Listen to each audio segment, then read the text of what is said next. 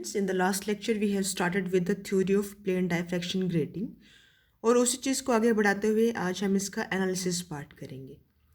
तो हमने कहा था कि इंटेंसिटी इस केस में दो पार्ट्स के ऊपर डिपेंड करती है, जिसको आपने एक कहा था कि एक सिंगल स्लिट के डायफ्रैक्शन के कारण आ रहा है और दूसरा पार्ट आ रहा है सभी एन स्लिट से आने वाले इंटरफेरेंस से। ठीक है, तो हमने ये सारा डिस्कशन लास्ट लेक्चर के एंड में कर लिया था। तो इसमें इंटेंसिटी का जो सेकंड पार्ट है उसको आपने z से रिप्रेजेंट किया था। इसके बाद हमें पूरा का पूरा एनालिसिस इस z के बेस पे ही करना है। चलो उसकी शुरुआत करते हैं कि we have considered z is equal to sine square N beta by sine square beta. तो अगर आपको इस z का, इस फंक्शन का मैक्सिमा या फिर मिनिमा बताना हो तो मैथमेटिकली आपको पता है कि क्या करना होता है, आपको इसका फर्स्ट ऑर्डर डेरिवेटिव को जीरो पुट करना होता है। तो आपने यहाँ पे यही किया, that was your function z। इसका आपने फर्स्ट ऑर्डर डेरिवेटिव लिया।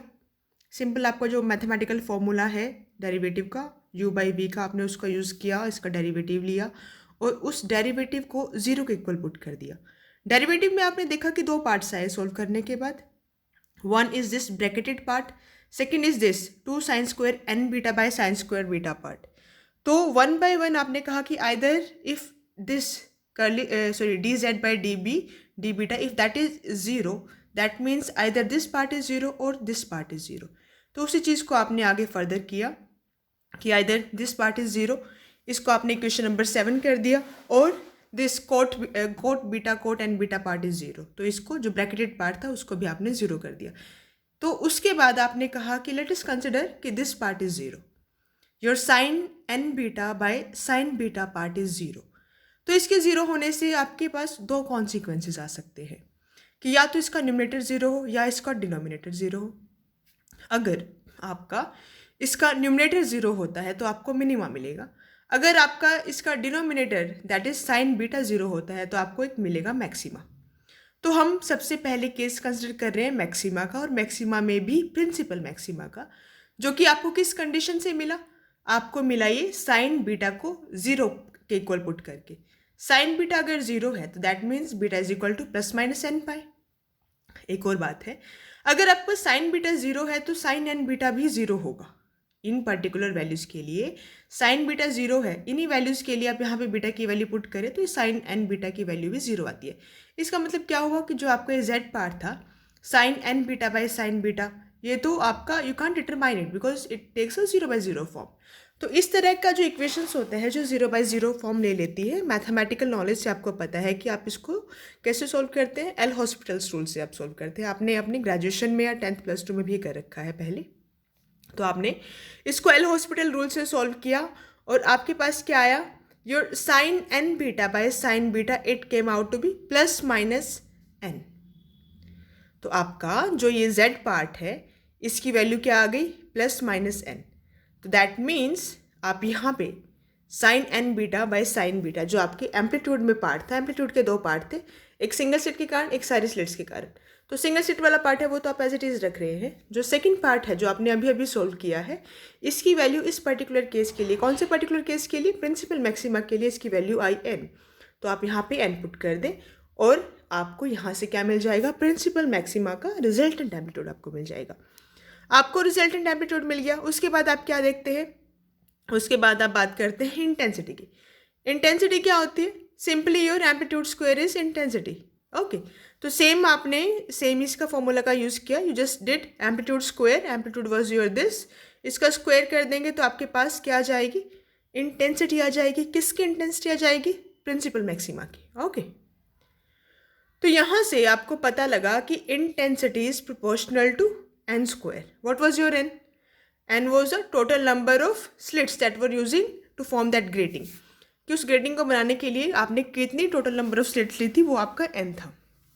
तो इंटेंसिटी क्योंकि एन स्क्वायर के प्रोपोर्शनल है, तो इसका मतलब है कि आपका जो वहाँ पे प्रिंसिपल मैक्सिमा की पोजीशन पे जो लाइट का इंटेंसिटी होगा वो बहुत ही ज़्यादा होगा। तो प्रिंसिपल मैक्सिमा के केस में आपको बहुत ही एक इंटेंस मैक्सिमा मिलता है। और किस पोजीशन पे मिलता है, जब आपका बीटा प्लस माइनस एन पाई होगा तब आपको ये मिलता है। बीटा का मतलब क्या होता है, आपको पता है कि बीटा का मतलब है pi by lambda a plus b sine theta. ये शुरुआत के आर्टिकल की शुरुआत में ही आपने इसको डिफाइन किया था। और लास्ट आर्टिकल्स में भी आप कई बार इसको डिफाइन कर चुके हैं, तो आपने सेम ही उसको यूज़ किया है। बीटा की वैल्यू आपने पुट की, उसको प्लस माइनस एन पाई के इक्वल पुट किया, तो यहाँ से आपके पास क्या कंडीशन आई, आपके पास आया a plus b sine theta n is equal to plus minus n lambda. ठीक है, ये कंडीशन से आपको जो आपका प्रिंसिपल मैक्सिमा है उसकी पोजीशंस पता लगेगी, कि वो एंगल्स पता लगेगी कि जिन जिन एंगल्स की डायरेक्शन में आपके प्रिंसिपल मैक्सिमास लाई करते हैं। ये जो पर्टिकुलर इक्वेशन है इसको क्या बोलते हैं, grating law of principal maxima. ठीक है, तो ये चीज़ है जो आपको ध्यान रखनी है। कई बार ये पूछ लिया जाता है कि what is the grating law of principal maxima, तो आपको ये चीज़ यहाँ तक डिराइव करनी होती है। तो अब आप इसके पर्टिकुलर केसेस ले रहे हैं कि किस किस डायरेक्शन में प्रिंसिपल मैक्सिमा लाई करेगा। जो आपका सेंट्रल मैक्सिमा है वो कहाँ होगा, जब आपका थीटा जीरो होगा वो आपका सेंट्रल मैक्सिमा होगा। तो आप थीटा की वैल्यू को जीरो पुट कर दे, एन की वैल्यू जीरो आएगी, this will be the orientation, this will be the angle for your central maxima.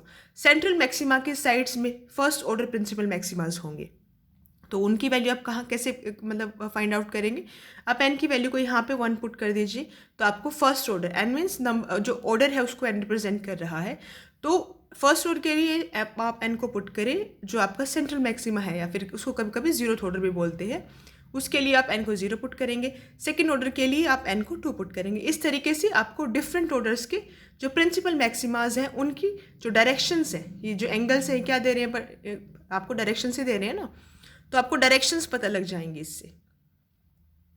तो इसी तरीके से आप एक जनरल भी बात कर सकते हैं कि जो कोई nth ऑर्डर प्रिंसिपल मैक्सिमा है उसके डायरेक्शन आप इस एंगल से देंगे, sine theta n that is equal to plus minus n lambda a plus b. Plus minus का मतलब क्या है कि जो आपका सेंट्रल मैक्सिमा है उसके राइट साइड में भी होगा वो, और उसके लेफ्ट साइड में भी जो आपके first order, second order, third order, nth order principal maximas lie करेंगे, कि दोनों ही डायरेक्शन में, किसके दोनों डायरेक्शन में, सेंट्रल मैक्सिमा के। तो ये तो बात हमने कर ली सेंट्रल मैक्सिमा की, जिसमें हमने 3 चीज़ें मेनली डिस्कस की है। पहले उसकी इंटेंसिटी आपने बताई, उसके बाद आपने उसकी डायरेक्शंस बताई, और आपने उसका क्या बताया, पोजीशन बताया।